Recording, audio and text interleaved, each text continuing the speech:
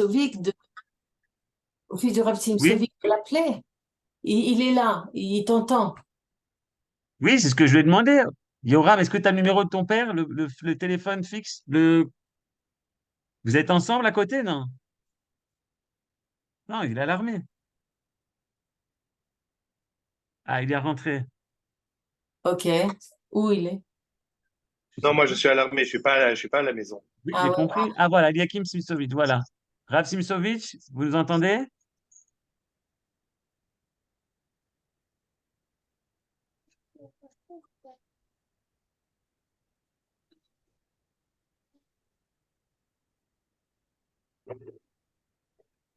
Pas de son. Ah, voilà, Rav Simsovic.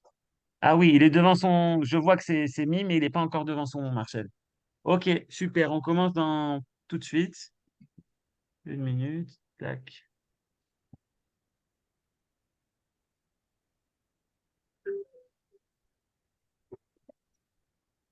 Il y a Yael Ganancia qui veut demander quelque chose. Yael, tu veux demander quelque chose? Yael? Une seconde.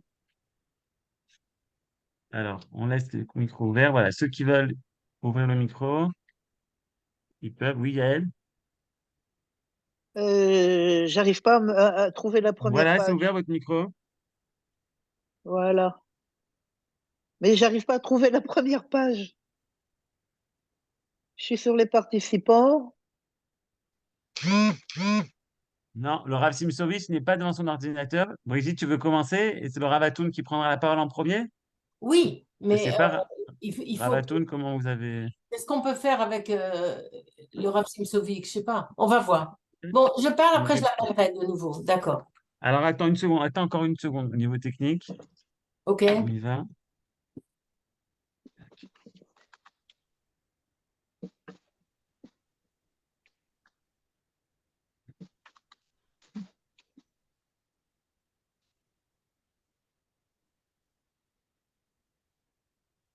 Je suis. Ok. Encore un Je, truc, je vais recevoir le. il vient de me répondre, il arrive dans une minute. Ah, Il Super, répond super. pas. Non, Non, non, il m'a répondu là, il arrive dans une minute. c'est super. Merci. Besséder, bonsoir à toutes et à tous. Cette soirée est organisée par Midreshet Yehuda Manitou en l'honneur de Manitou et Brigitte, la présidente de Midreshet Yehuda Manitou, nous présente. Bechavot. Bonsoir. Et ce soir, c'est le 27e anniversaire du décès du Rav Léon Yehuda Ashkenazi Manitou. Et c'est un grand honneur pour la Midreshet Yehuda Manitou d'organiser une soirée d'études à cette occasion. Je rappelle que hier, nous avions déjà une soirée d'études en hébreu. Et ce soir, donc, c'est une soirée d'études en français. Je voudrais commencer par une annonce. La famille organise donc une montée au cimetière ce vendredi prochain, à 8h30, à Givat Shaoul, oh là là, pardon, voilà, euh, à Givat Shaoul, à 8h30 du matin, euh, au parking du cimetière de Givat Shaoul. Ensuite, je dois faire... hier, il y a un intervenant qui n'a pas pu bien s'exprimer, c'est Monsieur Raymond Fitoussi, et nous avons convenu que je vais exprimer ce qu'il voulait dire, qui est quand même important. Attendez.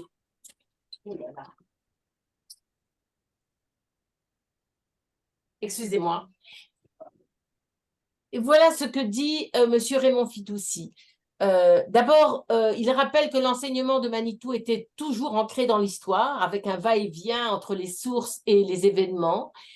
Et il dit que l'événement massif et terrible de la guerre que nous vivons a deux aspects. Cet aspect terrible et un aspect extrêmement encourageant qui est l'unité du peuple et la fraternité en quelque sorte qui serait retrouvée. Et il dit finalement, si nous voulons conserver cette fraternité, il faut dans un premier temps apprendre à écouter l'autre et dans un deuxième temps être capable de se remettre en question. Voilà, donc j'avais promis, et ça c'est ce que voulait nous dire Monsieur Raymond Fitoussi. Voilà. Merci beaucoup, Brigitte. Merci.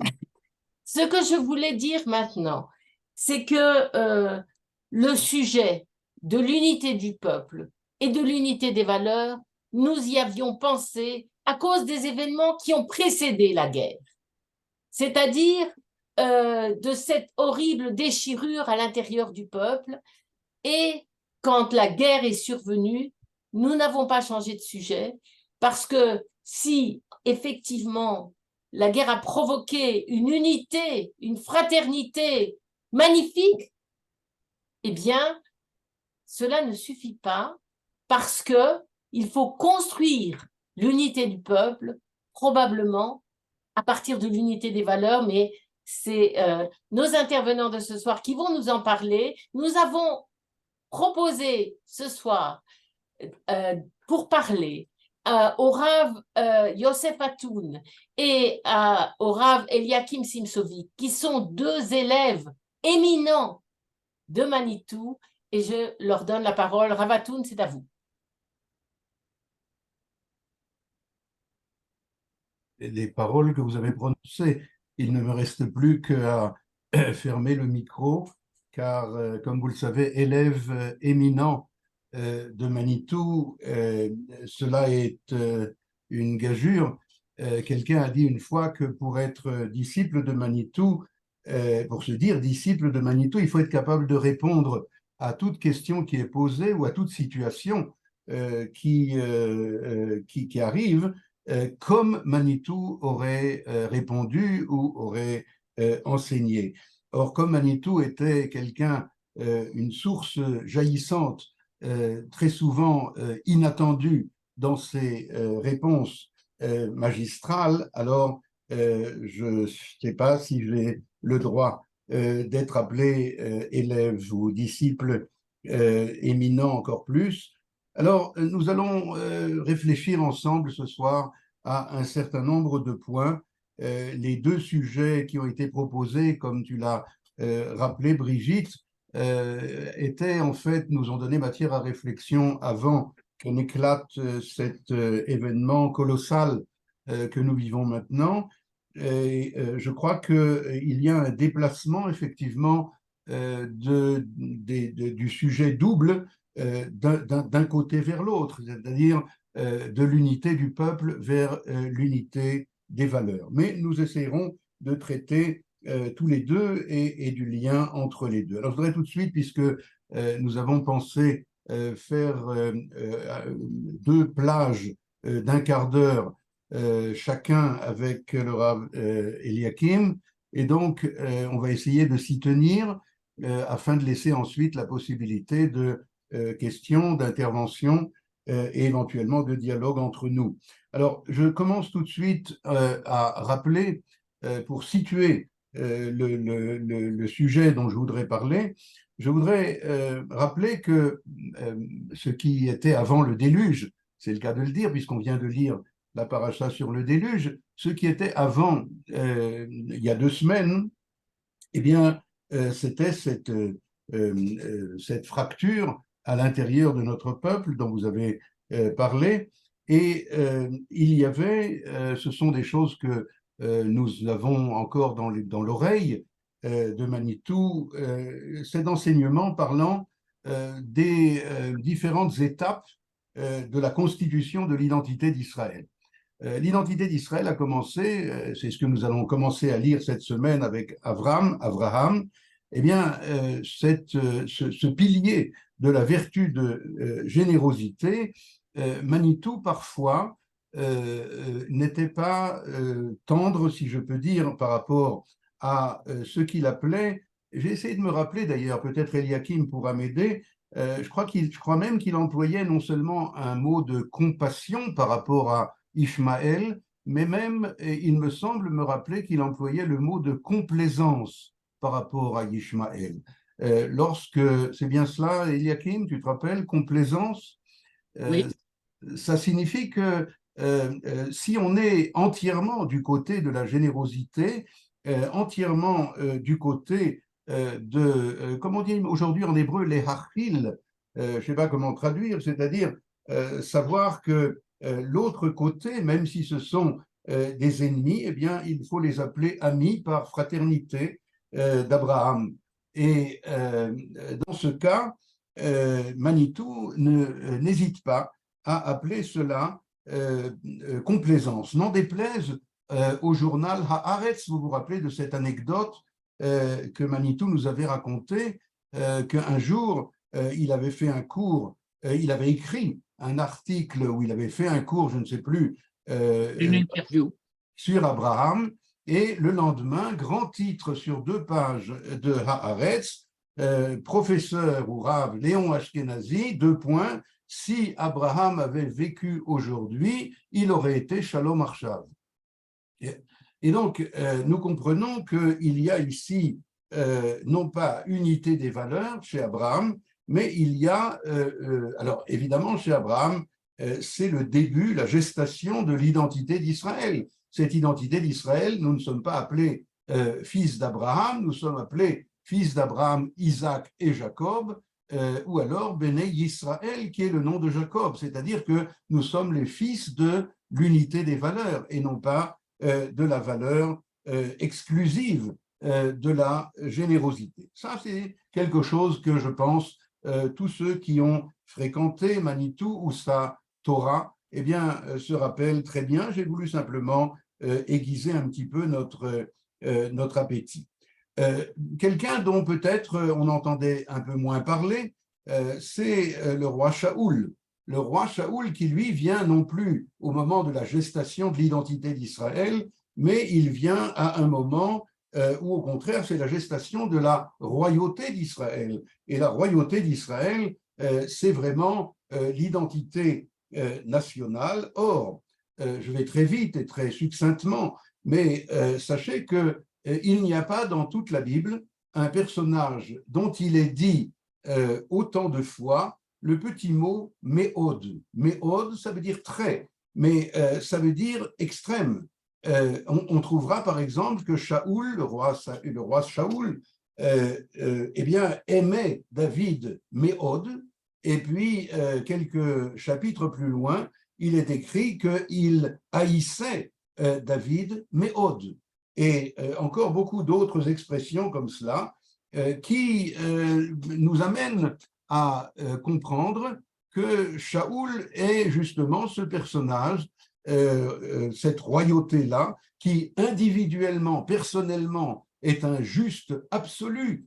On dit Ben Shana Shaoul de Molcho, Saül avait 1 an quand il a régné, alors le Midrash dit c'est pas possible. Et il ajoute, non, c'est pas qu'il avait 1 an, mais c'est qu'il était comme un enfant d'1 an qui n'a jamais fauté.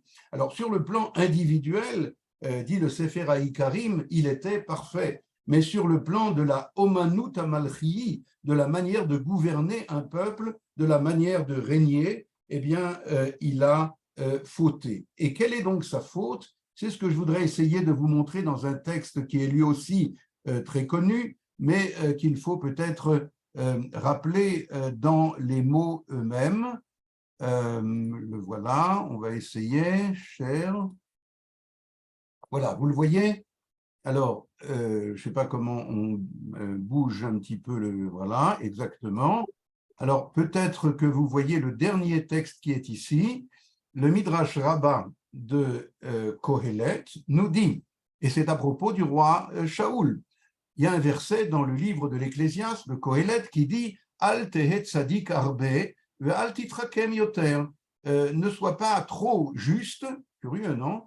Et ne sois pas, la suite du verset d'ailleurs, c'est Al tirsha harbe, et ne sois pas trop méchant. Alors, il ne faut pas être trop juste ni trop méchant, c'est quand même stupéfiant. Alors, le Midrash nous raconte Al tehet tzadik arbe, yoter mi borecha, ne sois pas juste plus que ton créateur. Medaber de Shaoul, eh bien, cela s'applique au roi Shaoul, qui, comme vous le savez, ayant Amalek entre les mains, eh bien, l'a laissé repartir sain et sauf.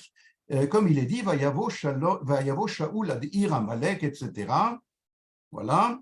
Et alors, Ravuna et Rav Benaya disaient, Itril Medayen Keneged Boro. Eh bien, Shaoul a commencé à faire, comment on appelle ça, à dialoguer, enfin, avec son... À discuter. À argumenter avec son créateur en disant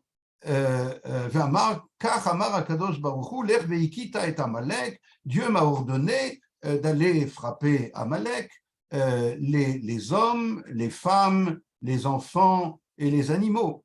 Alors il a dit, mais si les hommes ont fauté, les femmes en quoi ont-elles fauté? Si les enfants ont fauté, en quoi les animaux ont fauté? Et alors une voix divine est sortie du ciel et a dit Al tehet tzadik arbe, ne sois pas trop juste, ne sois pas trop tzadik, plus que ton créateur lui-même. Et à ce moment-là, eh bien, Resh Lakish dit la phrase que nous devons, surtout en cette période, nous répéter chaque matin en nous levant, Kol mi shena'asa rachman bimkom achzari, sauf shena'asa achzari bimkom rachman, celui qui est miséricordieux là où il faudrait être cruel, eh bien à la fin il sera cruel envers ceux qui sont miséricordieux, et nous l'apprenons, lui qui a, Shaoul, qui a laissé vivre Amalek et qui entre-temps va assurer sa postérité, eh bien il finalement va passer au fil de l'épée les 85 Kohanim, les 85 prêtres de Nov qui n'ont que leur piété comme qualité, et il les a suspectés de cacher David qu'il est en train de poursuivre. En tout cas, je voudrais fermer cette première approche pour en arriver à un texte dont parle Manitou, car notre sujet, c'est l'unité des valeurs et l'unité du peuple. Et pour toute personne qui étudie le Tanakh d'une façon un peu approfondie, aucun doute là-dessus. L'unité des valeurs et l'unité du peuple portent un nom, et ce nom, c'est David Ameler. David Ameler, c'est celui qui va nous apprendre, on peut dire, à chaque chapitre, des dizaines de chapitres qui sont à approfondir. Dans chaque verset, dans chaque mot, nous apprend qu'est-ce que signifie, quel est notre projet actuel après le déluge, après que cet événement colossal de l'histoire d'Israël, qui est de l'envergure de la création de l'État. Ce n'est pas pour rien que ça s'est produit à la paracha de Bereshit, semble-t-il, et qu'il y a ici un recommencement de l'histoire d'Israël véritable, de l'histoire de la redécouverte de notre identité d'Hébreu, et je crois que cela, c'est de David qu'on doit l'apprendre. Alors, pour introduire le sujet de David, eh bien, j'ai choisi un petit texte, une partie d'un cours que Manitou avait donné à propos de Yosef, pour en arriver au sujet de Mashiach ben Yosef et Mashiach ben David. Eh bien, Manitou répondait à la question de quelqu'un qui lui demandait, mais enfin, pourquoi le rassemblement des exilés, comme on dit, la création de l'État d'Israël, a été faite par un mouvement chiloni, par un mouvement laïque, et pas par un mouvement religieux. Et alors, il analyse, comme souvent, à partir du personnage de Yosef. Vous pouvez lire le texte vous-même, mais je le résume pour aller plus vite. Il dit que le Yosef, c'est le chiloni absolu, l'assimilé absolu. Alors, nous sommes très étonnés, car à plusieurs reprises, le Midrash, les commentateurs, on l'appelle Yosef Hatzadik. Comment tu l'appelles le chiloni? Alors, il explique d'une façon très, très pertinente que, effectivement, Yosef a grandi dans le sens de son statut national, a grandi en Égypte, il est le vice-roi d'Égypte, l'adjoint du pharaon, et vous vous rappelez de la colère de Yehuda contre lui dans la paracha de Vaïgash, où il lui dit Ki kamocha ke paro, car il a une apparence d'Égyptien parfait, même si, comment dire, individuellement, en privé, chez lui à la maison, eh bien, il est religieux, comment dit-on, orthodoxe, qui Yosef Hatzadik, mais extérieurement, nationalement, qui Kamocha Keparo. Eh bien, finalement, eh bien, c'est celui qui va sortir d'Égypte. Lorsqu'il sort d'Égypte, c'est lui qui va construire. Alors, je lis Manitou. Qu'est-ce que cela? C'est ce que les rabbins appellent Orot Mashiach ben Yosef. Les lumières du Mashiach ben Yosef, c'est ce que le Gaon de Vilna, dans le livre Kolator, Manitou, à plusieurs reprises, citait ce livre révolutionnaire, écrit par un élève du Gaon de Vilna, et qui parle justement beaucoup du Mashiach ben Yosef. Le Mashiach ben Yosef, c'est celui qui, ayant compris, vous vous rappelez de l'épisode dont Manitou nous parlait à propos de Vayakom Melech Chadash Asher Lo Yada et Yosef, un nouveau roi s'est levé qui ne connaissait pas Yosef ou qui faisait comme s'il ne le connaissait pas. Et alors Manitou parlait de constat d'échec de cette tentative de messianiser l'Égypte. Alors, il va devenir celui qui va enseigner à son peuple, celui qui va être à la racine, la neshama, on peut dire, du sionisme, puisque Yosef en gematria, Sion, c'est ce qu'il nous rappelle ici, et il dit, le sionisme, c'est l'histoire de l'identité Joseph, qui est né en exil, mais qui va provoquer le retour d'exil, Herzl, si vous voulez, et c'est grâce à Yosef que Israël va exister finalement comme nation. Un nouveau commencement va se faire. Mais c'est grâce à Yehuda que Israël va exister comme spiritualité. Et le problème maintenant va être comment est-ce que les deux arbres dont parle le prophète Ézéchiel, vous avez le texte ici au chapitre 37, comment ces deux arbres fondateurs de l'identité d'Israël, et c'est la société d'Israël, comment disait Brigitte tout à l'heure, que nous avons connue il y a seulement 2 semaines, c'est à peine croyable, cette société qui était scindée, qui était avec un clivage incroyable entre les tenants du Mashiach ben Yosef et de comment disaient les aviateurs qui sont venus à un rendez-vous avec des rabbins bien intentionnés par ailleurs et qui leur ont dit on n'est pas venu pour entendre des paroles de Torah, on est venu pour vous dire c'est nous qui avons créé l'État, il nous appartient et vous n'allez pas nous le prendre, à peu près dans ces termes-là, Dixit. Eh bien, il y a les tenants de Mashiach ben Yosef, si vous voulez, et puis il y a les tenants de ce qu'ils considèrent être, nous verrons tout à l'heure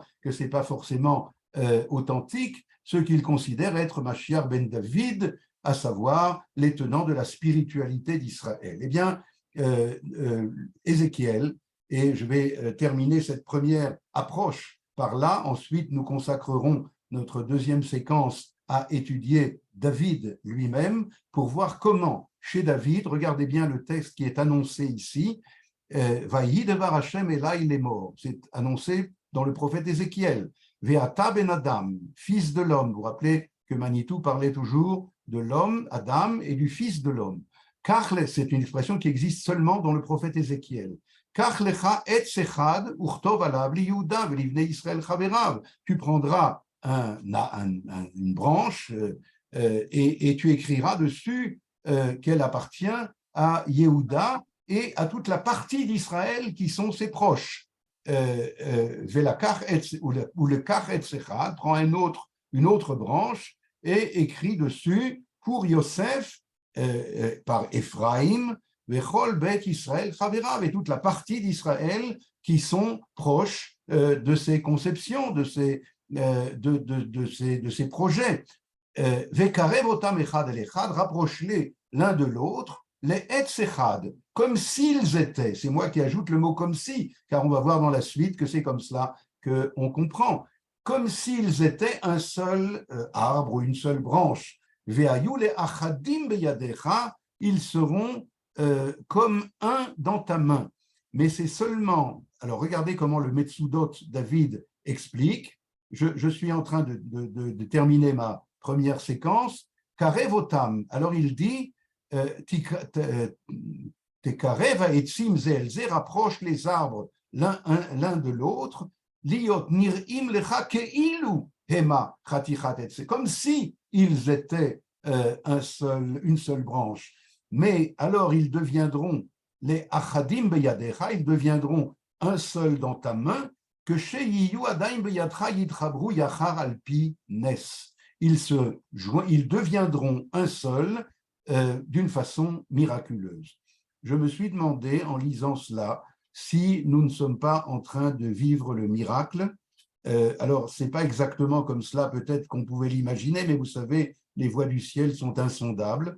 Et finalement, Nes, ça veut dire aussi un drapeau. Et le nombre de drapeaux qui se lèvent aujourd'hui à l'intérieur d'Israël pour montrer que nous faisons partie du même drapeau. Mais nous essaierons de comprendre tout à l'heure, et c'est ma dernière phrase maintenant, comment est-ce que David va réaliser non seulement les deux côte à côte, mais une identité nationale, hébreu authentique, dans laquelle les deux aspects de Yosef et de David ne font réellement qu'un.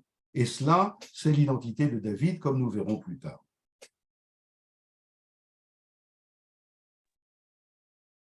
Rav Simsovik? Oui, eh bien, bonsoir.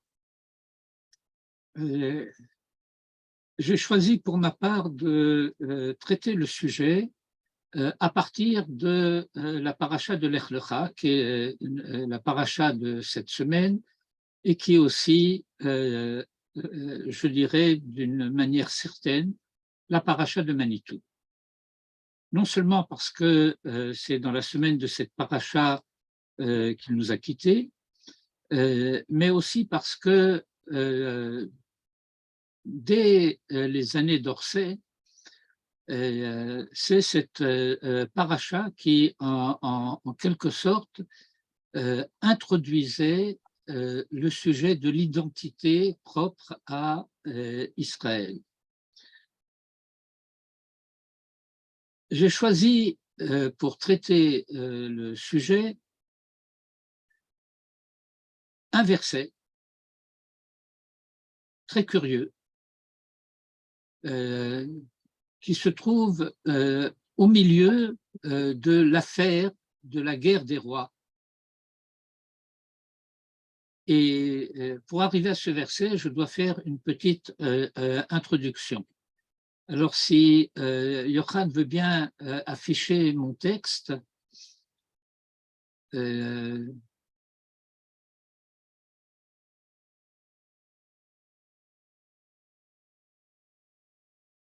bien, alors il faut bouger un petit peu les choses parce que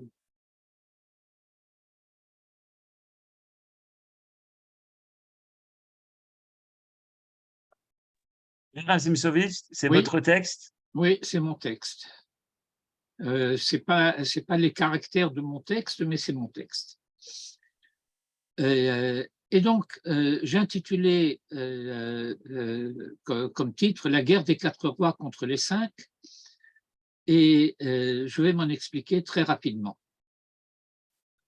La Torah raconte au début de la paracha de Lech Lecha que, à la suite d'une famine qu'il y a eu dans le pays, Abraham était descendu en Égypte, et puis il se passe là-bas ce qui se passe, et il revient d'Égypte avec sa famille et avec Lot, et la Torah nous dit que aussi bien Abraham que Lot avaient des troupeaux nombreux. Et alors, la Torah nous dit qu'il y eut une querelle entre les bergers des troupeaux d'Abraham et les bergers des troupeaux de Lot. J'ouvre une petite parenthèse rapide, méthodologique. Il faut comprendre que ce sont les bergers des troupeaux d'Abraham qui querellent les bergers des troupeaux de Lot. Le premier cité est toujours celui qui est à l'initiative de la querelle. C'est comme ça aussi dans le Talmud. quand il y a querelle entre Beth Hillel et Beth Shammai, c'est Beth Hillel qui s'oppose à Beth Shammai. Quel était le sujet de cette querelle? Eh bien, les commentateurs nous expliquent que les bergers de Lot n'étaient pas scrupuleux et ils faisaient paître leurs troupeaux sur des pâturages qui ne leur appartenaient pas. Et lorsque les bergers d'Abraham leur ont fait la remontrance, ils ont répondu « Abraham n'a pas de descendance, c'est Lot qui va hériter de lui, la terre a été donnée à Abraham, donc la terre est à Lot, point final. » Et le verset s'achève en disant « V'hakenani v'haperizi az yoshev ba'aretz ». Le cananéen et le phérézéen, j'ai traduit « occupé » pour Yoshev, était installé dans le pays, mais ça veut dire qu'il l'occupait. Et pourquoi la Torah précise-t-elle cela? Eh bien, c'est parce que cette querelle entre les bergers d'Abraham et les bergers de Lot avait des témoins. Et ces témoins, ce sont les Cananéens, ceux qui vont être finalement les occupants du pays pendant longtemps et les ennemis. Et cela détermine Abraham à dire à Lot, eh bien, on ne peut pas rester ensemble. Parce que, dit le Midrash, il y avait une ressemblance physique absolue entre Abraham et Lot. Quand on voyait l'un, on croyait voir l'autre. Et Abraham ne voulait absolument pas que l'on puisse croire en le voyant qu'il s'agissait de Lot. Pourquoi? Eh bien, parce que il y avait immoralité chez Lot et une exigence absolue de moralité chez Abraham.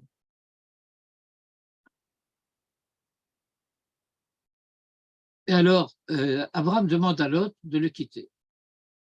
Et la Torah nous dit que Lot se choisit toute la région du Jourdain et Lot partit de l'Orient et ils se séparèrent, l'homme de son frère. L'homme, c'est Lot, son frère, c'est Abraham.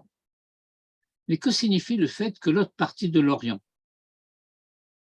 Vaïssa Lot Mikedem. On ne nous dit pas où il est allé, on nous dit d'où il est parti. Et dans les détails des versets que vous pourrez lire par vous-même et que je vous engage très vivement à lire pour vous-même, eh bien, nous apprenons finalement qu'il ne s'agit pas d'un déplacement géographique, mais d'un déplacement spirituel.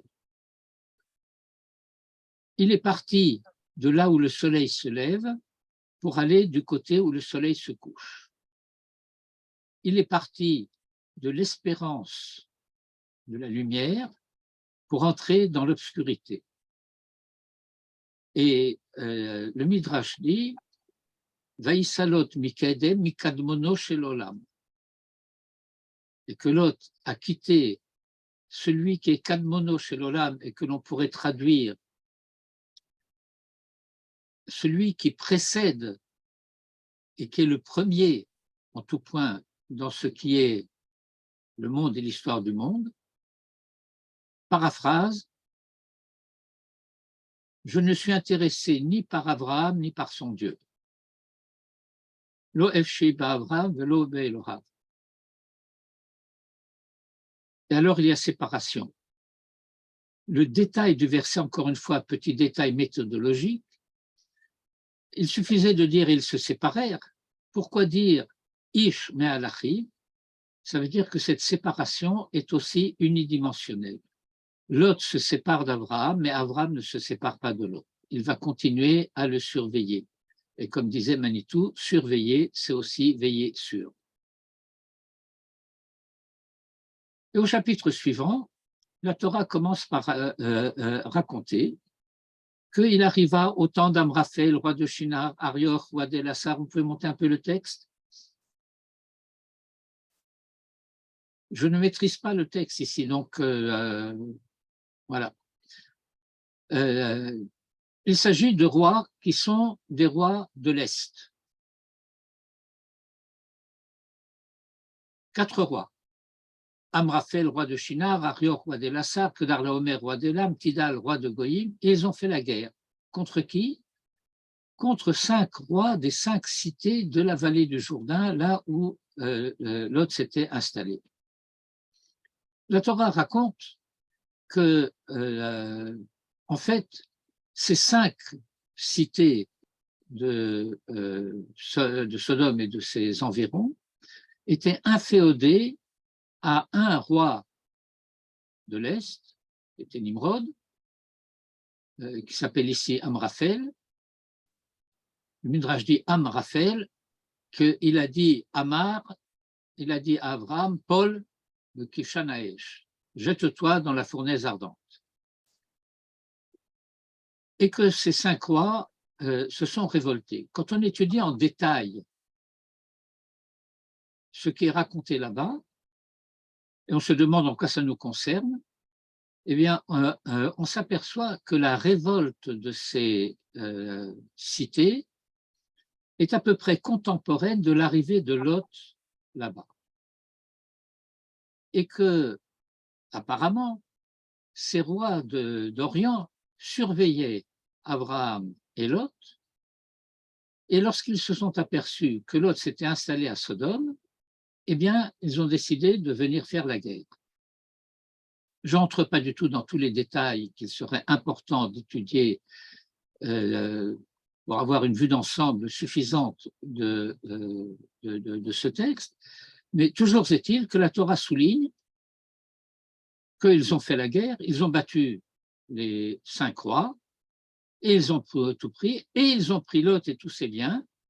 C'est un verset très curieux dans sa structure. Vaïkro et Lot, Vaïtre Chusho, Ben Achi Avraham, Vayelechu, Vehu Yoshev Bisdom. La structure du verset est à peu près apparemment incohérente. Et toujours est-il, Lot a été fait prisonnier et ils sont partis. On aurait pu croire qu'ils partiraient vers l'est, rentrer chez eux, pas du tout, ils montent vers le nord. Et à ce moment-là, nous avons un verset très curieux, montez encore un petit peu le texte s'il vous plaît. Et c'est le verset qui m'importe. Vint le rescapé, qui est ce rescapé, c'est un sujet d'étude pour lui-même. Vayaged le Avram haïvri, et il raconta à Abraham l'hébreu. Et la question, arrêtez, et la question qui se pose, la question qui doit se poser, c'est pourquoi la Torah appelle Abraham ici, Abraham l'hébreu. Ce n'est pas la première fois que son nom apparaît dans le récit de la Torah. Il ne faut pas... voilà.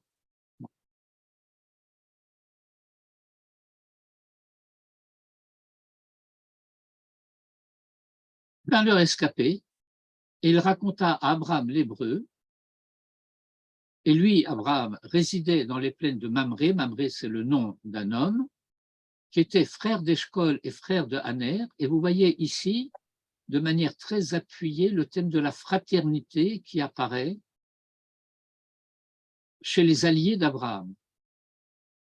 Et Manitou insistait beaucoup sur le fait que, avec Abraham, le mot de fraternité qui avait quasiment disparu de la Torah après le meurtre d'Abel par Caïn revient avec beaucoup d'intensité et de plus en plus de force. Et Mamré, Eshcol et Haner étaient Baalé Verit Abraham, que j'ai traduit par tenant de l'alliance d'Abraham. Ils étaient les alliés d'Abraham. Pourquoi la Torah fait dire ici qu'il a raconté à Abraham l'hébreu? Eh bien, dire qu'il a raconté à Abraham l'hébreu resitue d'emblée Abraham dans le contexte dans lequel il s'était opposé à Nimrod lorsqu'il était encore à Ur-Kasdim, qu'on traduit par Ur en chaldée, comme savent très bien les amateurs de mots croisés. Mais Ur-Kasdim, ça veut dire aussi la fournaise ardente.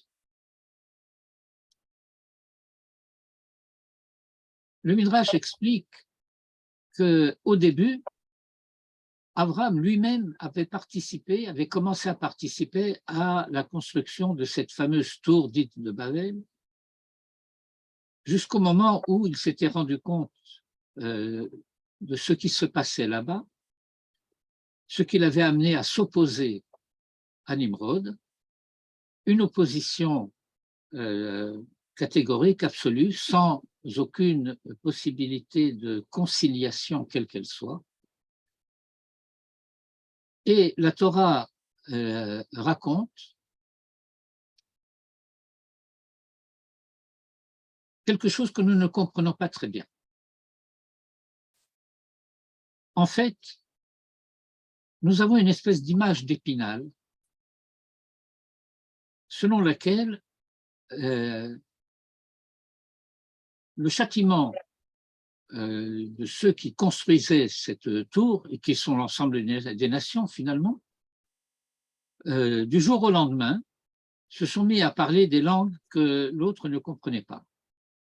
Il faut relire le chapitre pour se rendre compte que la Torah a commencé par raconter le fait que, eh bien, on doit connaître les descendances de Noé.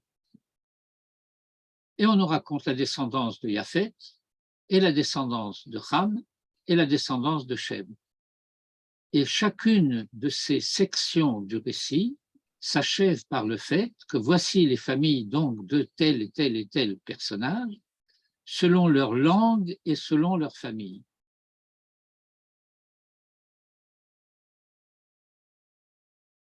Et donc ces langues existaient déjà.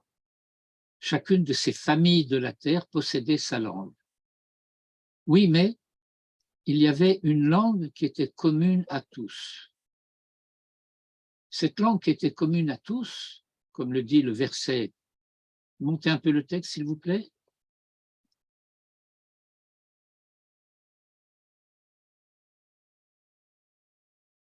Yohan.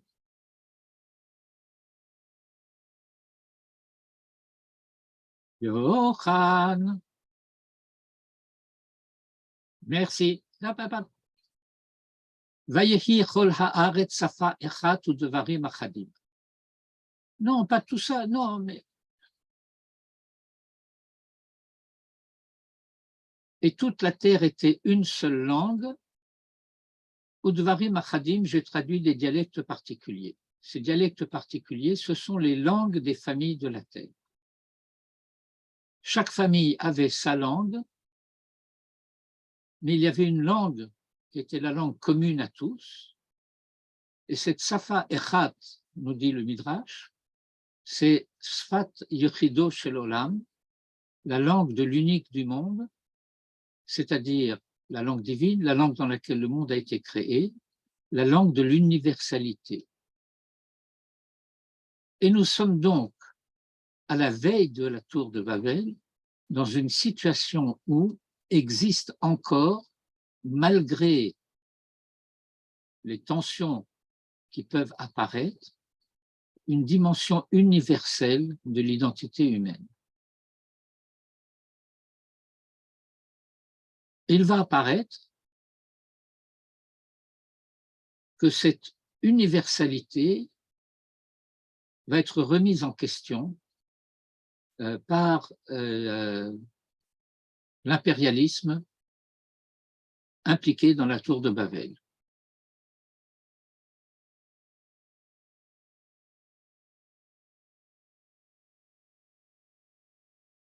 Au chapitre 10, qui donc précède le chapitre de la tour de Babel, la Torah avait déjà indiqué ce que seraient les générations, les toladot de Shem. Et lorsqu'on arrive à Ever, la Torah dit qu'à Ever naquirent deux fils, le nom de l'un Peleg.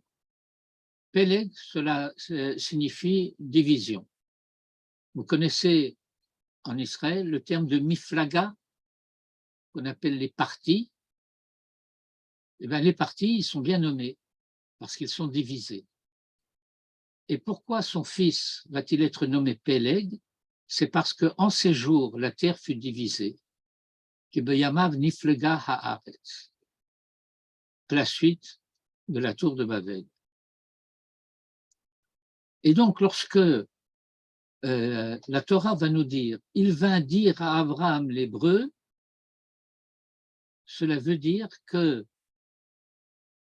ce en quoi Abraham, déjà à la suite des événements de la tour de Babel, s'opposait à Nimrod, c'était parce que lui se rattachait encore à cette dimension de l'universel humain, dont Ever est le dernier représentant avant la tour de Babel. Mais de quoi s'agit-il lorsque nous parlons de l'universel humain?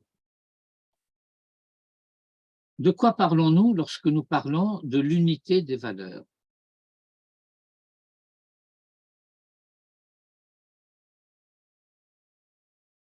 Eh bien, les valeurs, c'est ce par rapport à quoi l'histoire humaine est jugée.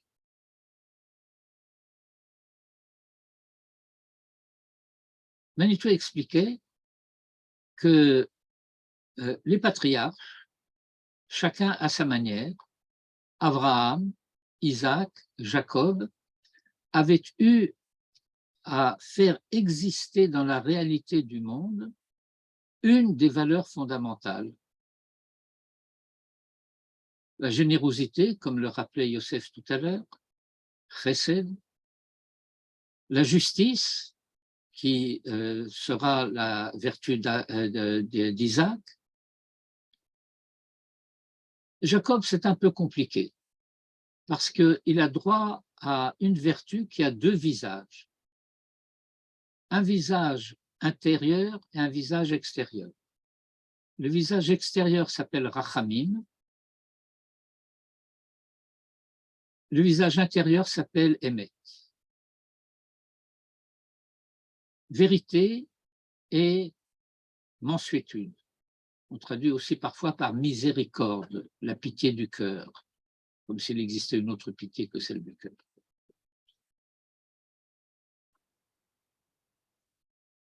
Abraham, Isaac et Jacob ont amené du ciel sur terre les valeurs. La tâche des fils sera de les unifier.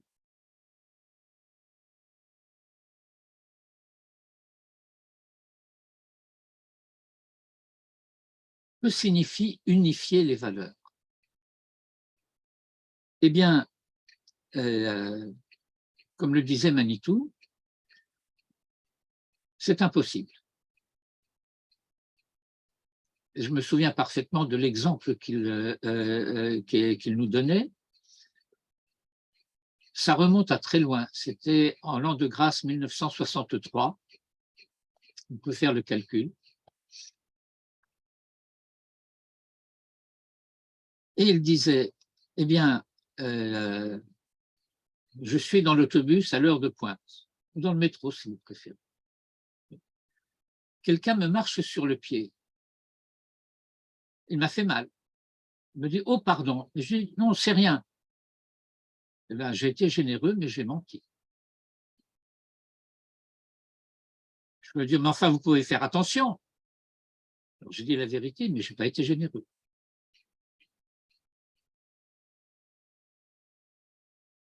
Je peux lui dire, vous m'avez fait mal, mais ce n'est pas grave. Tentative comme ça de dire d'une certaine manière. Eh bien, en fait, expliquait Manitou à ce sujet, le drame des valeurs, c'est que chaque civilisation va se construire une échelle de valeurs qui sera fixe. Or, une échelle de valeurs fixe ne tient pas compte des réalités dans le monde. Une échelle de valeurs fixe va être génératrice de ce qu'on appelle une idéologie. Et dès lors, on ne jugera plus les situations en fonction des vérités des situations, mais on plaquera dessus des schémas figés, qui les détruisent et qui les déforment. Et il faut donc avoir ce que l'on pourrait appeler une échelle mobile des valeurs. Savoir décider en fonction des situations quelle est la valeur qui doit primer à ce moment-là, de telle sorte de faire la preuve que nous sommes capables de respecter et de réaliser chacune des valeurs tour à tour, sans en privilégier aucune de manière absolue, mais sans en renier aucune. Et je me souviens d'une phrase qui m'avait beaucoup marqué dans un article de Manitou paru dans Targum, qui était la revue de l'école Gilbert Bloch, et où Manitou écrit « Sacrifier à une valeur, c'est sacrifier les autres ». Et nous n'avons pas le droit de sacrifier quelque valeur que ce soit. Mais nous ne pouvons pas, dans notre monde, réaliser toutes les valeurs simultanément. Manitou expliquait à propos de la Kriyat Shema que reconnaître les différentes midot, on traduit ça parfois par les attributs, les différentes midot appartenant à celui qui est Dieu, eh bien, c'est quelque chose qui relève de la Chokhmah. La raison humaine est capable d'énumérer et de qualifier et de caractériser chacun de ces attributs. Affirmer que tous ces attributs sont un, ça relève de la émouna, ça relève de la foi. Ce n'est pas que cette foi soit déraisonnable ou irrationnelle, mais ce n'est pas la raison qui dicte le contenu de cette foi. C'est la Torah qui la révèle. Et Israël sait la vérité de cette foi au travers de son histoire. En étudiant son histoire, en parallèle avec le journal d'un côté et la Torah à côté. Et Manitou nous disait souvent, on ne sait pas ce qui doit nous surprendre le plus, de savoir que nous lisons le journal dans la Torah ou la Torah dans le journal. Mais c'est une donnée de la réalité de notre histoire. C'est ainsi que les choses se passent. Et je voudrais terminer donc cette première approche, on ne peut pas appeler ça une analyse, c'est à peine une esquisse, en disant que lorsque Manitou nous montrait ce dont je viens de parler, à savoir la manière dont la Torah nous parle de nous, eh bien, cela nous permet de comprendre que nous sommes vraiment l'Israël de la Torah. Ce que le Tanakh raconte, sans enjolivure, nous fait comprendre que c'est bien de nous qu'il s'agit. Et Manitou ajoutait, mais si nous comprenons que c'est de nous qu'il s'agit, nous devons comprendre aussi que ceux qui nous entourent sont aussi, de manière paradigmatique, typologique, les personnages dont la Torah a parlé. Et donc, nous devons faire attention à ne pas nous tromper à ce sujet, parce que notre tendance en permanence, c'est de projeter nos valeurs sur les autres, de croire qu'ils pensent comme nous, que ce que nous respectons, c'est ce qu'ils respectent, que ce que nous voulons, c'est ce qu'ils veulent, mais c'est faux. Et je terminerai sur un verset du roi David, dont Yosef va nous parler dans un instant. Ani Shalom, moi je suis paix. V'chiadaber, mais quand je parle, Ema la milchama, eux sont pour la guerre. תודה רבה. רב אתון.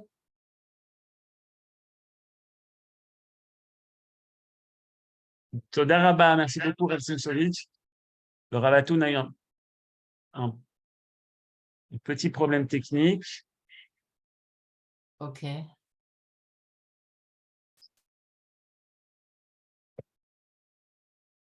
Ok, nous voilà. Non, ça ne marche pas. Cannot Si on start vous entend, video. Rav, on ne vous voit pas encore. Oui, ben, il me met cannot start video, je ne sais pas pourquoi. Regarde, start my video. Ok. Non, il ne veut pas commencer la vidéo. Non. Et avec l'autre ordinateur? Et l'autre ordinateur, ça lui prend du temps, il est très lent. Ok, regarde. Vidéo setting. Je ne sais pas pourquoi. Une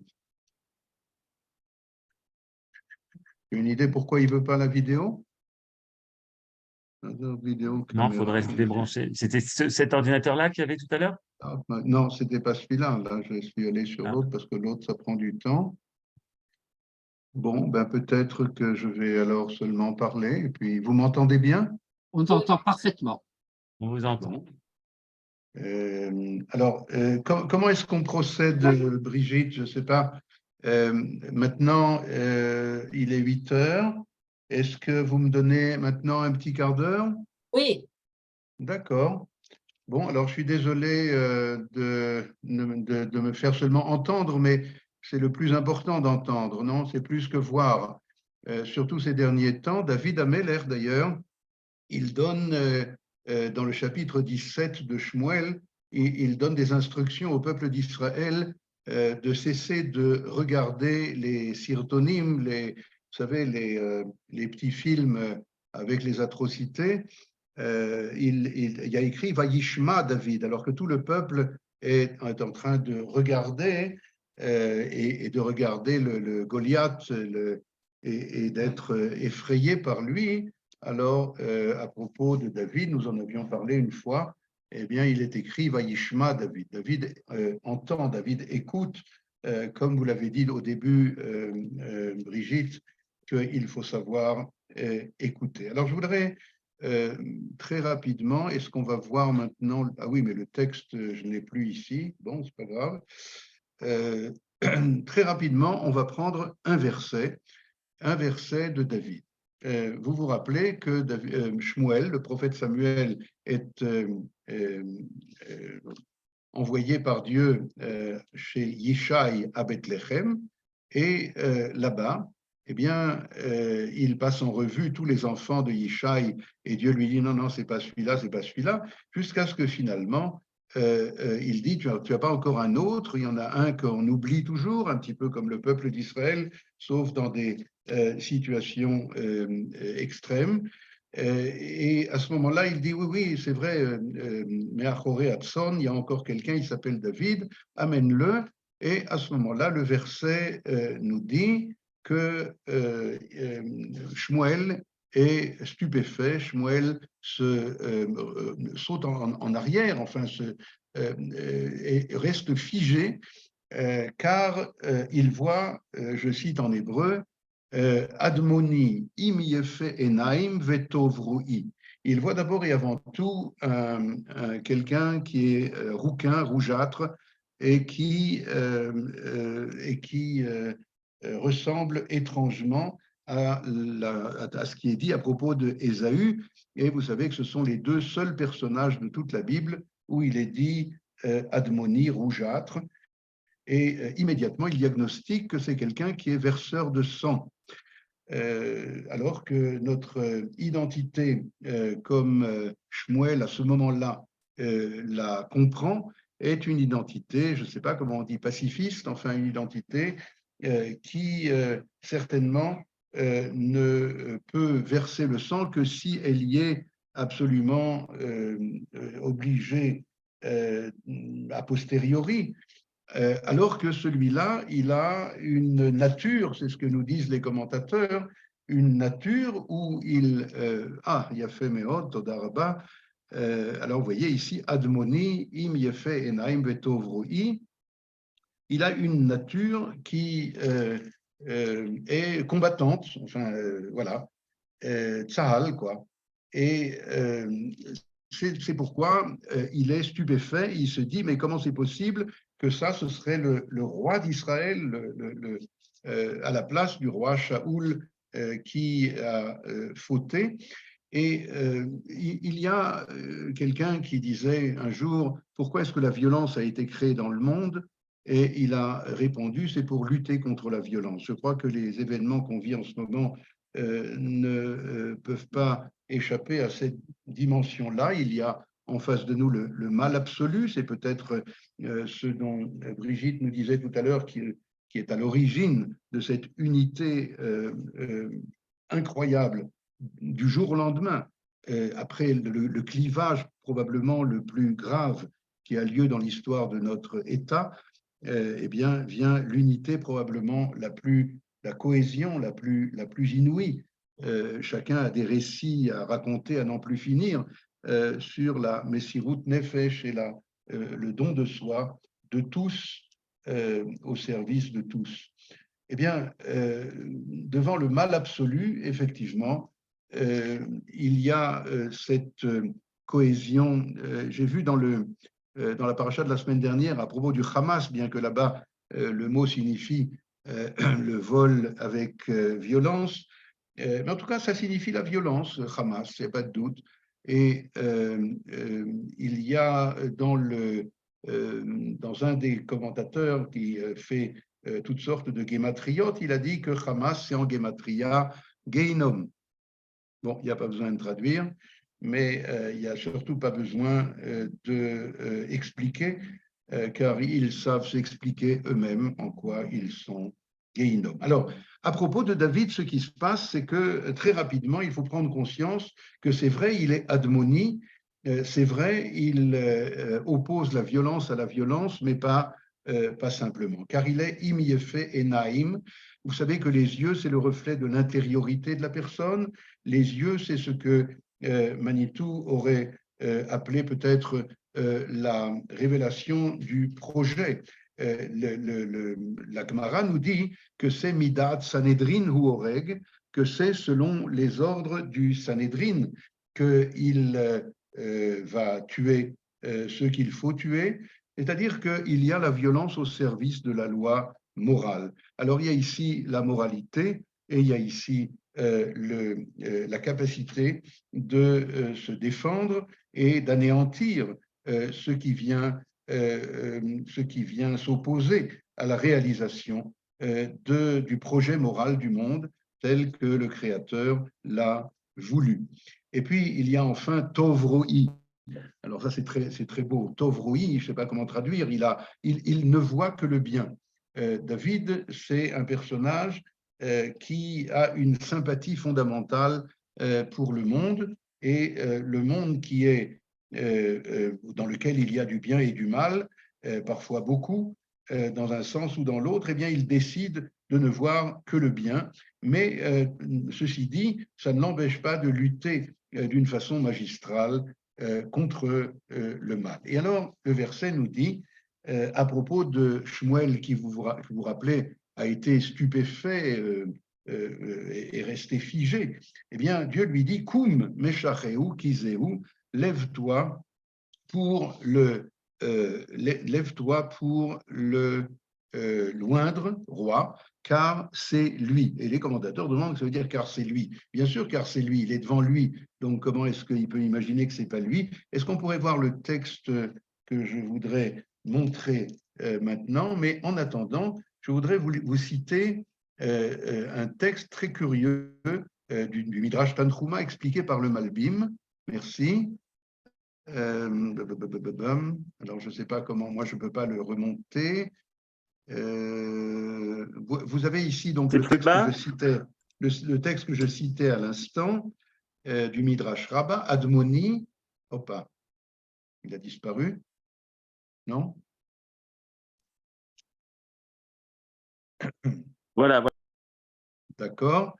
Amar Rabbi Abba bar Kahana, Keilu shofer damim, c'est comme s'il était verseur de sang, Kevan Shera Shmuel et David Admoni, Dirti, Vaishlar, Vaivieu, Veu Admoni, Nitiara. Il a eu très peur, Shmuel. Amar Gamze shofer damim, comme Ésaü, Amar lo Akadosh Baruchu, Im Yefe Enaim, Esav Midat Atzmo Horeg. À propos de Esav, il est écrit d'ailleurs, pas seulement Admoni, mais il y a marqué Admoni Kulo. Il n'est que verseur de sang. Alors, la collusion de Esav et de Ishmaël est bien connue, et l'un a appris de l'autre comment être verseur de sang. Aval Zemidat Sanhedrin ou Oreg, celui-ci, eh bien, il tue selon, comme on vient de l'expliquer, l'ordre du Sanhedrin, c'est-à-dire l'ordre de la loi morale. Je voudrais vous citer, ce texte ne figure pas sur le papier que vous avez sous les yeux, mais qui zéhu, car c'est lui. Vous voyez le texte ici, voilà, qui zéhu, qui est superflu. Qu'est-ce que ça veut dire, car c'est lui? Alors, le Midrash nous dit, c'est lui dans ce monde-ci, c'est lui dans le monde à venir. C'est lui, je vais traduire très rapidement parce que le temps maintenant se restreint. Eh bien, Zé, c'est le Olam Hazé, Hu, c'est le Olam Hahu, c'est-à-dire, comment dire, le monde du projet moral et le monde de sa réalisation. S'il y a dislocation entre le projet et la réalisation, alors c'est la catastrophe, alors on est verseur de sang au nom de la violence à l'état pur, au nom du mal absolu, alors que s'il y a une conjonction entre le zé et le hu, une conjonction entre ce qui se réalise et le projet au nom duquel cela se réalise, alors, nous dit le Malbim, je cite, Hagam shehu ba'olam hazeh, bien que ce David se trouve dans ce monde-ci, il est entièrement, comment dire, ancré dans ce monde-ci. Ça n'est pas un pur esprit. Même le David que nous connaissons des psaumes, même le David que nous connaissons du Ruach HaKodesh qu'il avait, eh bien, ce David-là, il est ancré, implanté dans les méandres de ce monde-ci. Disons ça en termes modernes. Il est un politicien, il est un stratège, il est un économiste, il est ancré dans tout ce qui fait que le Olam Hazé est Olam Hazé. Vous vous rappelez de notre séquence de tout à l'heure où nous avons parlé des deux arbres, des deux branches, Mashiach ben Yosef, Mashiach ben David, et même si on pouvait envisager qu'il y a juxtaposition de l'un avec l'autre, fraternité, disons, pour reprendre un terme cher à Manitou, eh bien, la fraternité, c'est très bien, c'est même une étape apparemment nécessaire, mais ça n'est pas encore l'étape ultime. L'étape ultime qui, apparemment, est en train de germer du dedans de ce miracle, comme on disait tout à l'heure, pas exactement comme nous pouvions l'imaginer, qui est en train de se réaliser maintenant, c'est un miracle de réunion du Zé et du Hu. Chez David, chez ce personnage dont on parle maintenant, et je terminerai presque par là, en disant qu'il y a une réunion du ciel et de la terre. Il y a une réunion de ce politicien, de ce stratège. Il est un homme de guerre extraordinaire. On peut apprendre de lui la stratégie militaire, mais en même temps, dit le Malbim, Becholzot mituv misgo vesichlo u bechirato ou be'olam hazeh. C'est-à-dire qu'il est, quand il est dans le olam hazeh, il est dans le olam haba, quand il est dans le... Alors, c'est ce type de personnage que le peuple d'Israël, aujourd'hui, est en train de faire exister. Alors, je ne sais pas lequel d'entre eux s'appelle déjà David, je ne sais pas lequel d'entre eux est en train de commencer à prendre la direction, parce que, comme nous le savons, la direction d'Israël a bien besoin d'être remplacée le moment venu. Mais pour l'instant, eh bien, je crois que les événements que nous vivons, qui sont absolument terribles, douloureux, incroyablement insupportables, mais ce sont eux qui ont réveillé de façon miraculeuse des forces qui, bien entendu, étaient latentes dans le peuple d'Israël, et ce sont les forces de David. L'unité du peuple, l'unité des valeurs, c'est David qui la réalise. On l'a montré avec quelques sources. Il y en a beaucoup, beaucoup d'autres que nous pourrons étudier à l'occasion. Je crois que, encore si vous me permettez, une dernière phrase. Et Sarah il Yaakov ou Mimena Yivashea, c'est une période très difficile pour Yaakov, mais il en sera sauvé. Le Rav Tzvi Yehuda Kook nous disait Mimena, mitocha, c'est du dedans de ce malheur, du dedans de cette catastrophe que est en train de sortir. Ce n'est pas un autre volet, est en train de sortir la délivrance. Et je voudrais parler, je m'excuse de prendre encore 2 minutes, mais je crois que ça a son importance. Il y a un personnage qu'on appelle Giora Aylan, je ne sais pas si vous connaissez, il est très connu parce qu'il est très aimé des médias juste dans les dernières années. C'est lui qui a été en particulier l'ouvrier de l'expulsion des Juifs du Gush Katif, c'est lui qui a été l'ouvrier de la théorie disant qu'il faut parler au Hamas. Eh bien, la semaine dernière, parlant à la radio, on lui a demandé 2 fois de répéter, il a dit « il faut écraser les hôpitaux de Gaza, il faut affamer la population de toute la bande de Gaza, etc. » On est en train de parler de gens qui, étant à une extrême, sont en train de passer à l'autre extrême. La Toda'a, la conscience nationale du peuple d'Israël, telle que David, dans ses chapitres, nous apprend que c'est elle qu'il faut façonner, eh bien, cette conscience morale du peuple d'Israël est en train de reprendre le dessus dans une unité de valeurs qui ne fait plus de complaisance ni d'un côté ni de l'autre. Merci. Bien. Je voudrais reprendre donc notre thème en parlant maintenant plus particulièrement de l'unité du peuple.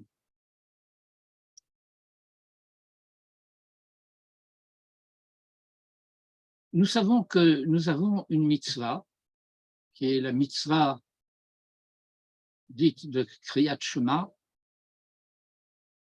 on a l'habitude d'appeler la proclamation de l'unité, donc la profession de foi du monothéisme. Et c'est très surprenant. En quoi est-ce surprenant? Eh bien, c'est surprenant parce que l'idée que le monothéisme, c'est la foi fondamentale d'Israël, pourrait nous laisser penser qu'un enfant arrivant à l'âge de la bar mitzvah ferait cette profession de foi pour la vie et la répéterait après 120 ans sur son lit de mort, mais qu'il ne serait pas nécessaire de la répéter entre-temps. Or, on nous dit, non, soir et matin, tous les jours, il faut rappeler Shema Israël, Hashem Elokeinu, Hashem Echad. Ce serait une étude pour elle-même que de traduire ce verset, mais je pense que tout le monde le connaît et je vais donc m'abstenir de la tentation de rentrer dans le détail de l'analyse du verset pour essayer de comprendre pourquoi il est tellement important pour nous de répéter soir et matin ce verset tous les jours. Je le formulerai de la manière suivante. Cette profession de foi de l'unité, Shema Israël, Hashem Elokeinu, Hashem Echad, Manitou expliquait qu'il ne s'agit pas en réalité d'une profession de foi, mais d'un programme. il faut réaliser chacun pour soi cette dimension de l'unité pour l'étendre ensuite à l'universel. Qu'est-ce que cela signifie? Eh bien, cela signifie tout simplement, et bien que je sois conscient de l'existence d'une espèce de court-circuit dans ce que je vais dire, eh bien, c'est le fait que c'est l'unité du peuple d'Israël qui témoigne de l'unité divine. Et aussi longtemps que cette unité n'est pas réalisée en nous, eh bien, tout se passe comme si le témoignage que nous portons sur l'unité divine serait un témoignage qui serait sujet à caution.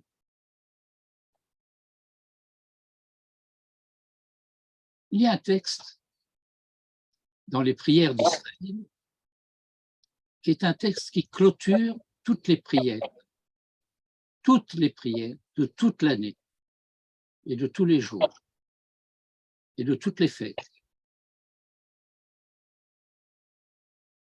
C'est Aleinu le Shabeach l'Adon Hakol.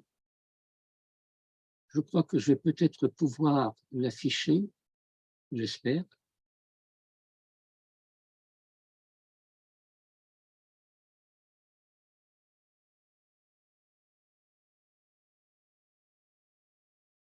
C'est pas celui-là.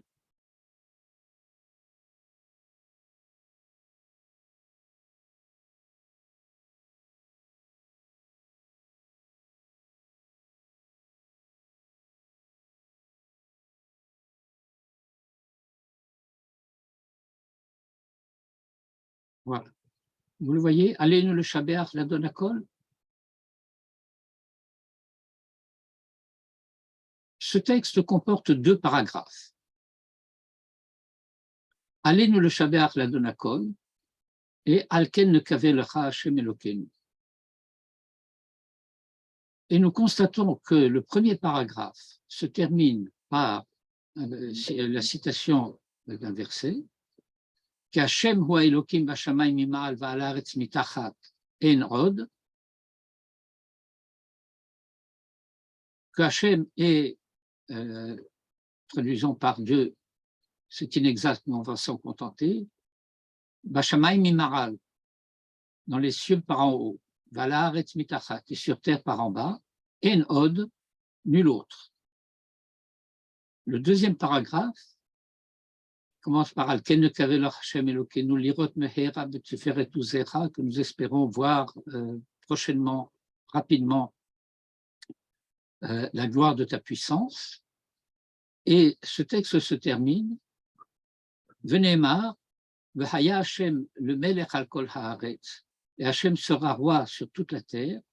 Bayom hahu, en ce jour-là, Yihi Hashem echad, Hashem sera un, ou Shemo echad, et son nom un. Eh bien, il y a une petite allusion suprêmement importante. C'est que la première lettre du premier paragraphe, c'est Aïn, et la dernière lettre du premier paragraphe, c'est Dalet. Ça forme le mot Ed. La première lettre du deuxième paragraphe, c'est Aïn, et la dernière lettre du deuxième paragraphe, c'est Dalet, à nouveau le mot Ed. De la même manière que dans Shema Israël, Hashem Elokeinu, Hashem Echad, il y a 2 lettres qui sont écrites dans une taille supérieure à la taille habituelle des lettres. C'est le Aïn de Shema et le Dalet de Echad, de nouveau le mot Ed. Et Ed signifie témoin. À savoir que ce texte programmatique de Aleinu le Shabeach, il vaudrait la peine d'étudier mot à mot dans ces 2 parties, implique le fait qu'il s'agit dans l'un et l'autre cas, dans le premier et dans le deuxième paragraphe, de porter témoignage de cela. Et porter témoignage de cela, c'est porter témoignage de l'effort que nous avons à fournir pour faire en sorte que cela advienne.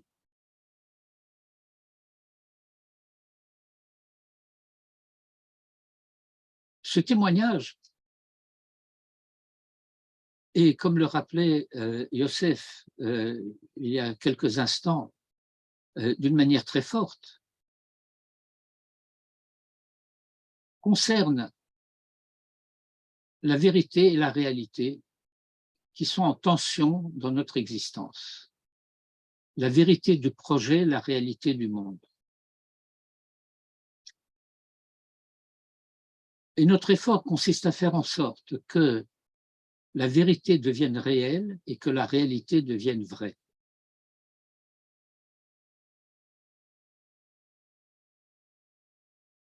Youssef, tout à l'heure, et nous pouvons peut-être en discuter si nous en avons le temps et l'occasion, parlait de cette espèce de complaisance que Abraham aurait eue à l'égard de Ishmaël.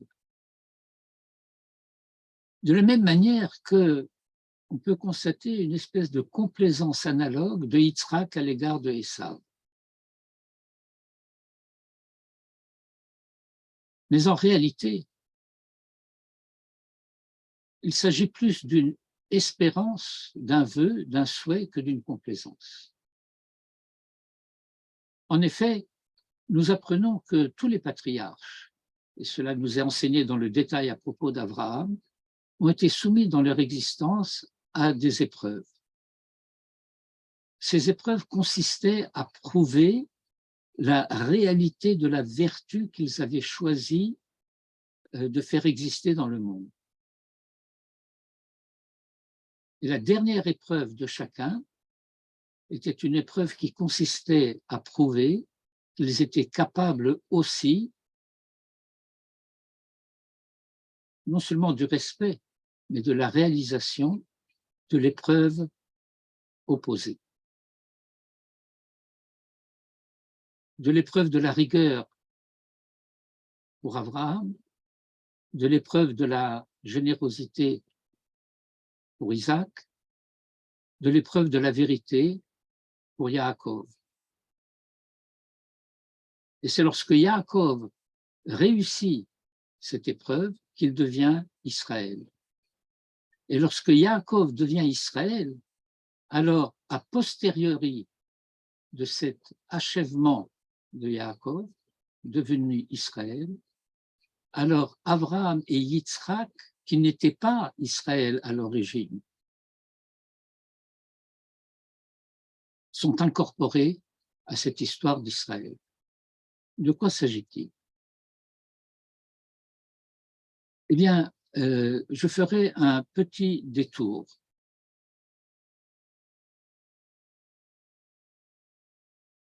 On en a parlé tout à l'heure, Yosef en a parlé tout à l'heure, à propos du fait que Shaoul devait détruire, effacer Amalek. L'occasion était là, il l'a manqué. La Torah nous dit, dans une formule extrêmement concise et forte, Timche et zecher Amalek mitachat hashamayim. Efface le souvenir d'Amalek de dessous les cieux. Pourquoi de dessous les cieux? Efface le souvenir d'Amalek? Eh bien, parce que le mal d'Amalek, le mal absolu qu'Amalek représente, c'est sur terre, c'est en dessous des cieux. Le drame auquel nous sommes confrontés dans l'histoire contemporaine, et cela depuis déjà des années, c'est qu'il existe des hommes de vertu qui ne veulent voir que ce qu'il y a au-dessus du ciel.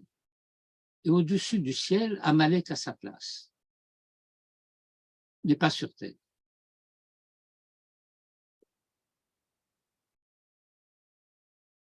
Sur terre, il faut effacer, sans que cela laisse quelque trace de souvenir possible que ce soit, le mal que Amalek représente. Et c'est quoi le mal d'Amalek? Bien, le mal d'Amalek, c'est le fait que sa manière d'être, c'est de susciter le doute. Amalek de Gematria Safek. La valeur numérique du nom d'Amalek, c'est le doute.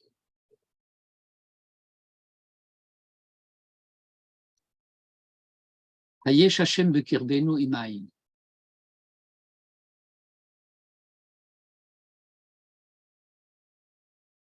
C'est quoi le doute?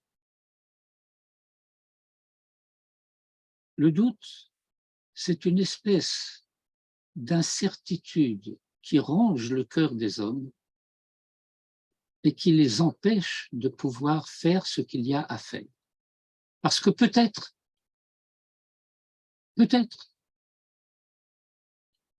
ce peut-être est catastrophique.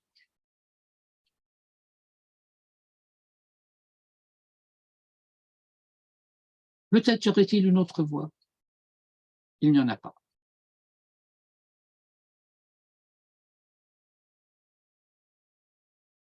Peut-être que ce n'est pas Amalek. Je ne sais pas. Quelqu'un peut-il savoir? Nous ne connaissons plus un peuple qui serait Amalek. Mais nous connaissons parfaitement les caractéristiques qui sont celles d'Amalek.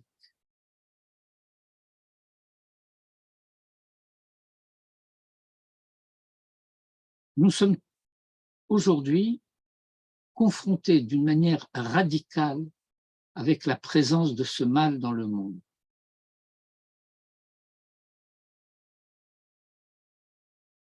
Et l'unité d'Israël, telle qu'elle se réalise en ces jours-ci,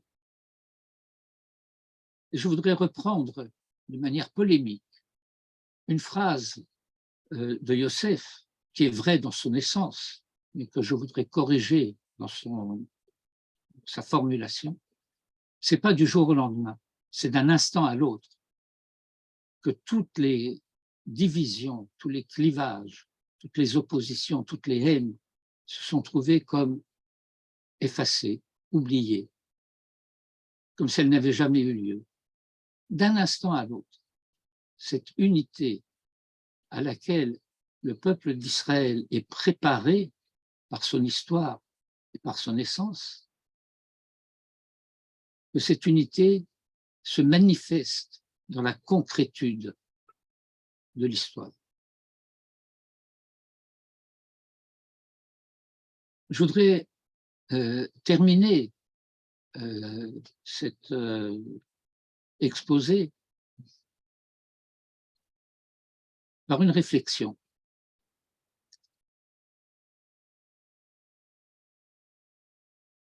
On a beaucoup parlé ces dernières années de post-sionisme. On a beaucoup parlé de post-sionisme d'une manière critique.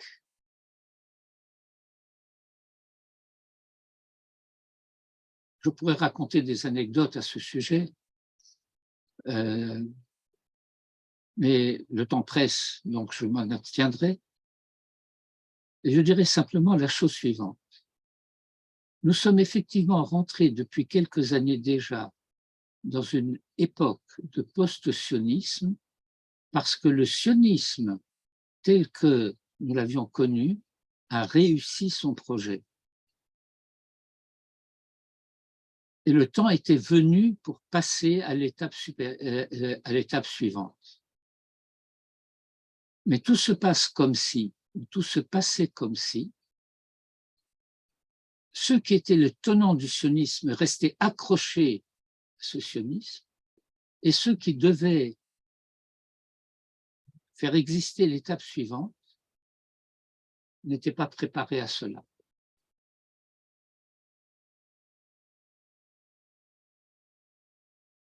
Et notre espérance, c'est que précisément, désormais, cette rencontre de Joseph et de Yehuda, cette rencontre du Mashiach ben Yosef et du Mashiach ben David devrait pouvoir se faire. Ce n'est pas gagné. Ça ne sera pas pour immédiatement. Mais je pense que les fondations de cette rencontre, dont parlait Yosef tout à l'heure, en citant ces versets d'Ézéchiel, le bois de Joseph et d'Éphraïm et le bois de Yehuda,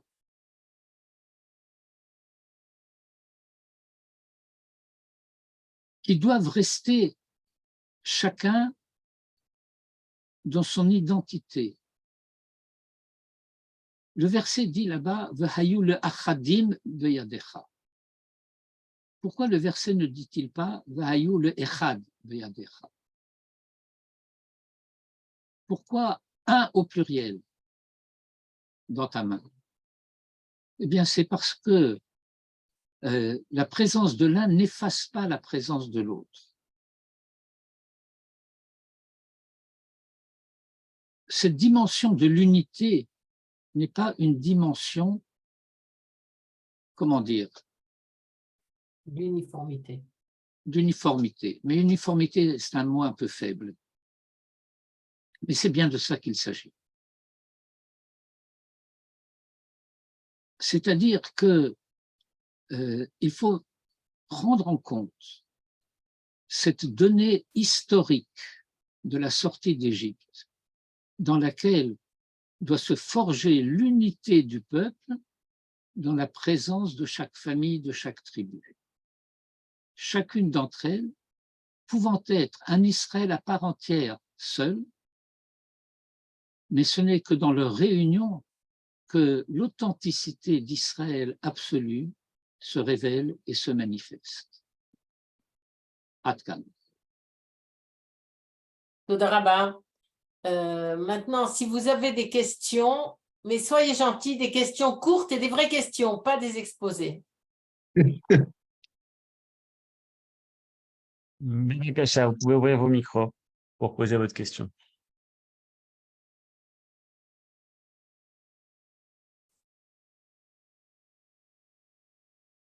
Bien, comme disait Manitou, posez tout de suite la deuxième.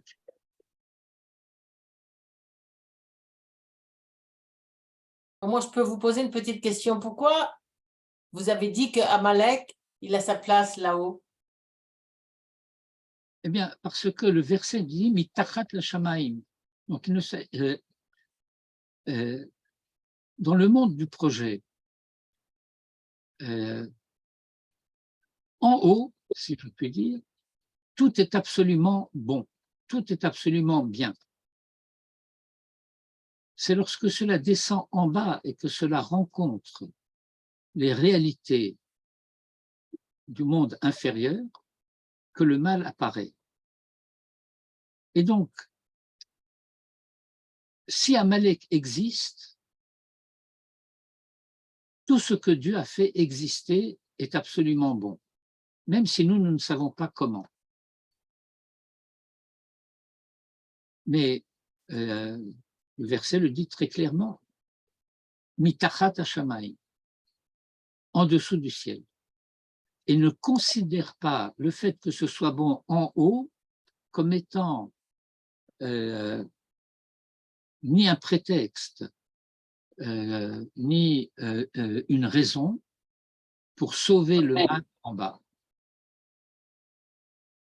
Là, Non, je crois que, si je peux me permettre, Eliakim, le doute a une fonction positive, à condition qu'il soit au service de la certitude. Je me permettrai de dire que je ne comprends pas.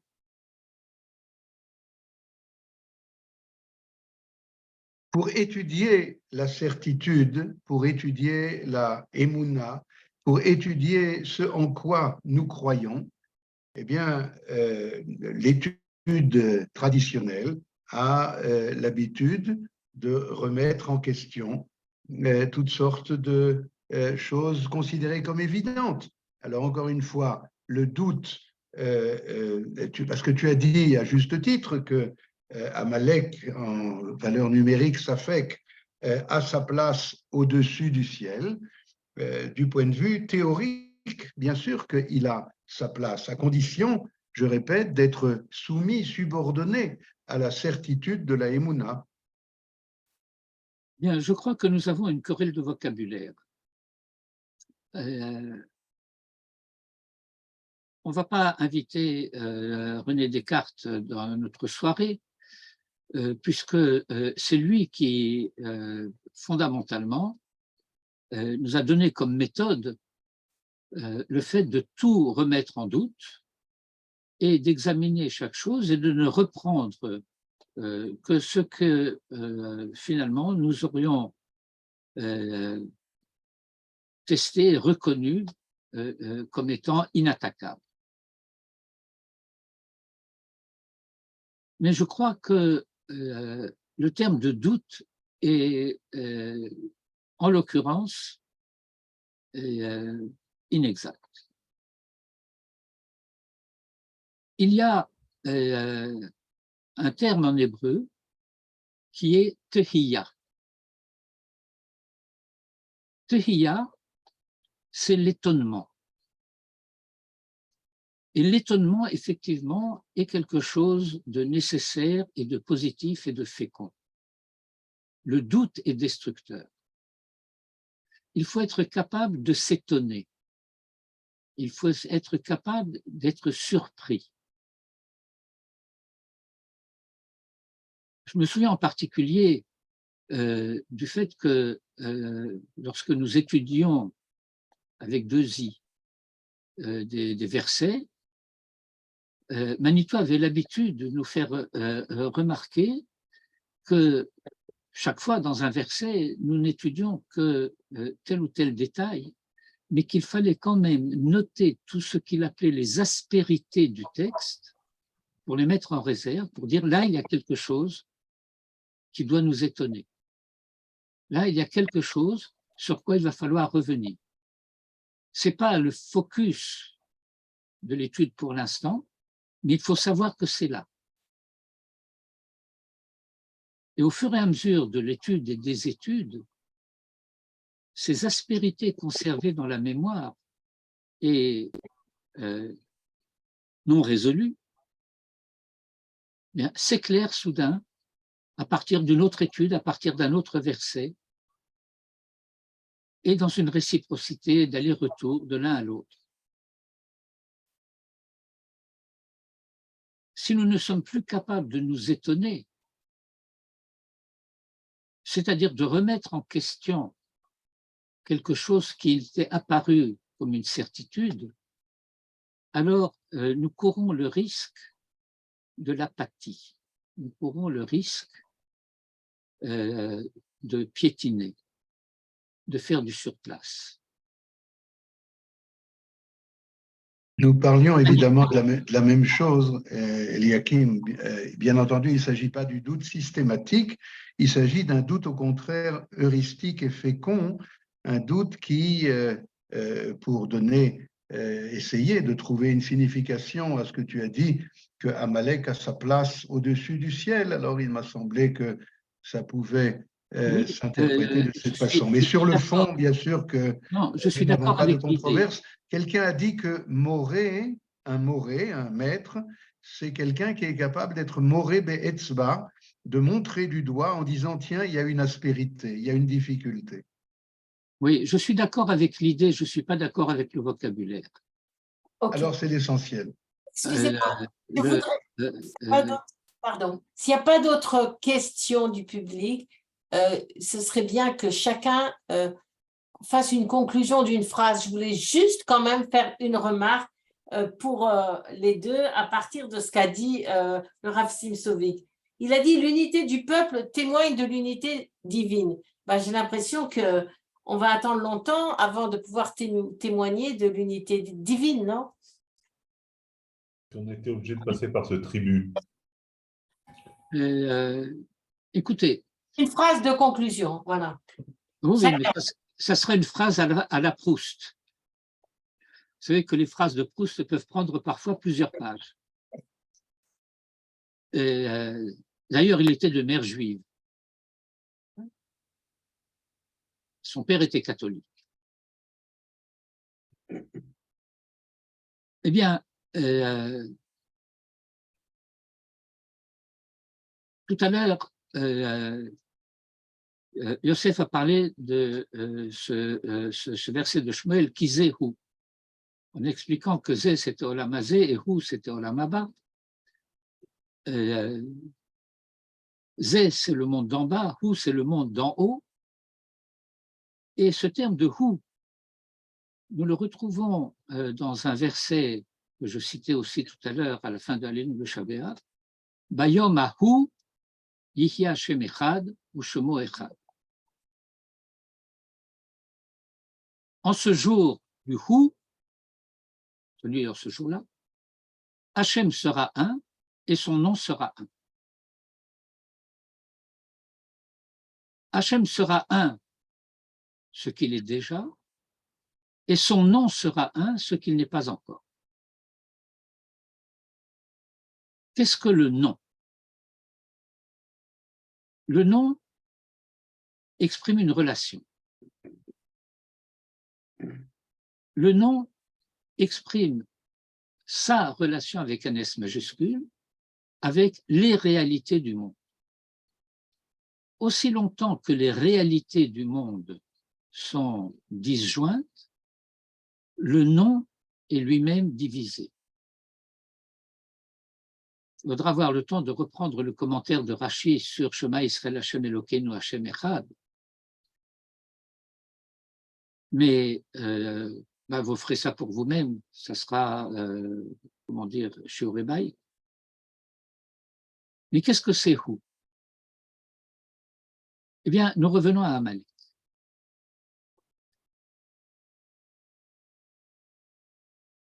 Un des versets clés dans l'histoire d'Amalek, c'est Ki Yad al-Kes Ya Milchama al-Hashem ba'Amalek midor dor.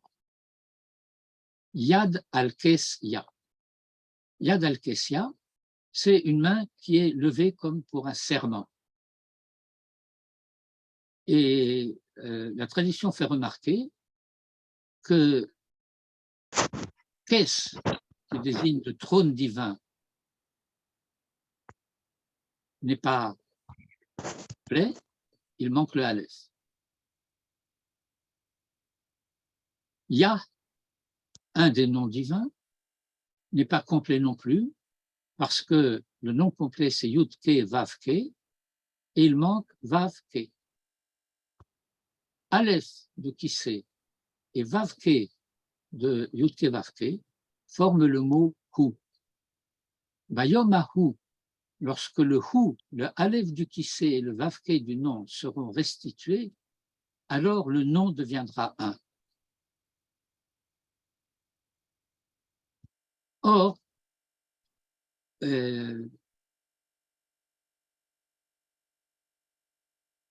cette restauration du nom Yud-Ke Vav-Ke et du trône divin, avec le Aleph qui est la marque de l'unité, bien vise en fin de compte l'un et l'autre la même chose. C'est quoi le trône de Dieu? Là, le trône de Dieu, c'est le monde.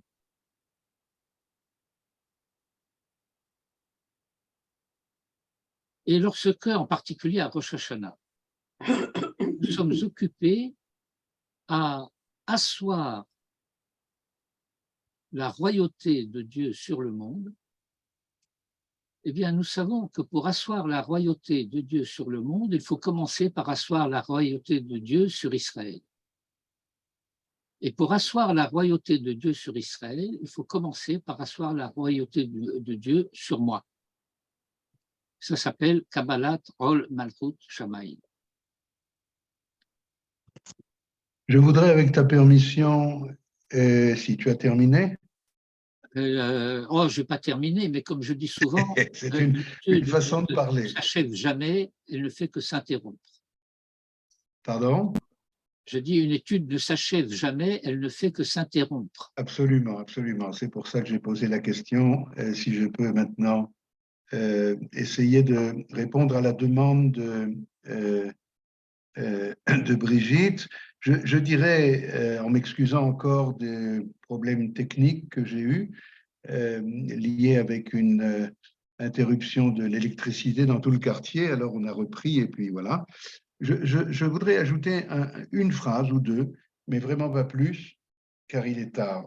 Je crois qu'au-delà du phénomène, encore une fois, miraculeux, j'ai tenu à vous amener ce texte miraculeux de ce passage, que ce soit d'un jour à l'autre ou d'une heure à l'autre, mais tellement inattendu, tellement soudain et tellement colossal d'une extrême à l'autre, de l'unité du peuple. Je crois qu'il y a encore une dimension dont on n'a pas parlé, mais qui découle de celle-là, et c'est ce que je pourrais appeler Kulanu Midgaïsim. Il y a une mobilisation du peuple tout entier. Et là encore, chacun a beaucoup de choses à raconter là-dessus, beaucoup de choses d'anecdotes et de récits de Messirut Nefesh dans tous les sens du mot. C'est comme l'armée de David. L'armée de David, encore une fois, eh bien, Echad ha-nilchamim ve'echad ha-yoshvim ala-kelim, ceux qui combattent au sens propre du mot, et ceux qui sont à l'arrière, tous sont mobilisés. Et je ressens très profondément que le peuple d'Israël, en tout cas en Eretz Israël, espérons qu'il en est de même pour les Juifs de Chutz Laaretz, qui sont dans une situation extrêmement délicate, comme vous le savez. Pas besoin de mettre les points sur les i de ce qui s'est passé, par exemple, hier à Paris, mais je crois que le peuple d'Israël se mobilise totalement. Et pour terminer, là où le Rav Eliakim a commencé, la paracha de Lech Lecha, je crois savoir que se mobiliser, ça vient du mot mobile, enfin, se rendre mobile, car on a tendance, ou en tout cas certains d'entre nous, ou en tout cas une partie de notre peuple, avait tendance d'être un peu, justement parce que le projet, comme cela a été dit, le projet sioniste est arrivé finalement à son apogée, à sa réalisation pleine et entière. Alors, il y avait une tendance à se reposer sur ses lauriers, à cesser la mobilisation. Eh bien, Lech Lecha, la paracha de Manitou par excellence, nous apprend que un Hébreu, c'est quelqu'un qui se mobilise entièrement, et espérons que cela durera et sans discontinuer dans la suite. Toda Rabba, Erev Tov à tout le monde. Erev Tov. Erev Tov.